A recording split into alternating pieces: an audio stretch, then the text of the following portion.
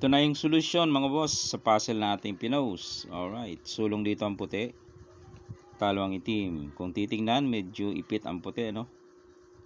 Kasi ang sulong ng puti ay puro pakain na lang ang available, no? Pakain, yan, puro pakain. Yan. So meron diyang isang sulong na magiging magpapanalo, okay? Kung dito ka susulong, delikado. Kain atras ang itim. Ang gagawin dito ng puti, kakain siya dito ang puti. Kakain naman ang itim dito. Kain ng puti, kain ng itim. Lamang pa sa pyesa ang itim. So, baka matalo pa. Ay ang hinahanap natin ay paano manalo. Okay? Ang the best move mga boss, hindi yung 14-15, ito 15-14. Yan, kain siya dito. Tapos ang gawin mo, pakain mo to. Tapos pakain ka dito. Kain siya balik. Saka ka ngayon kakain ito. Yan. Kakain siya ng dalawa. Yan. Dito, yan, sipain mo na.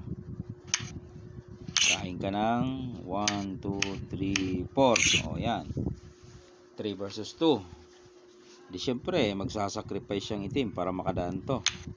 Alangan naman ito ibigay niya tapos susulong. Ay di masasakto, Dito yan magbibigay, then dito siya.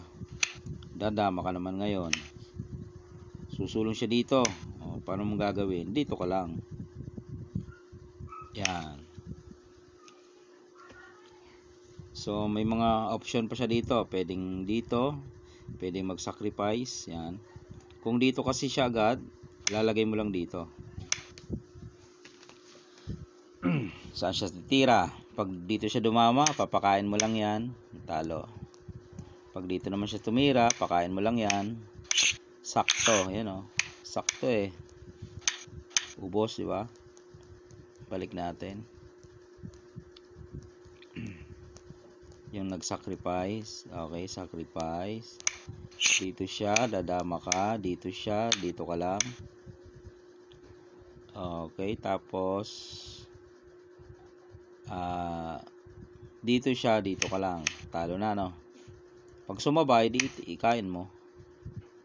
So, balik natin. Paano kung ibinigay muna? Tapos, magpapadama. Dito ka naman, pepesto. Para kahit saan siya dumama, dito man, gaganon ka lang. Diba? Kung dito man, gaganyan ka lang. Okay mga boss, yun yung ating solution sa puzzle na ating ipinost.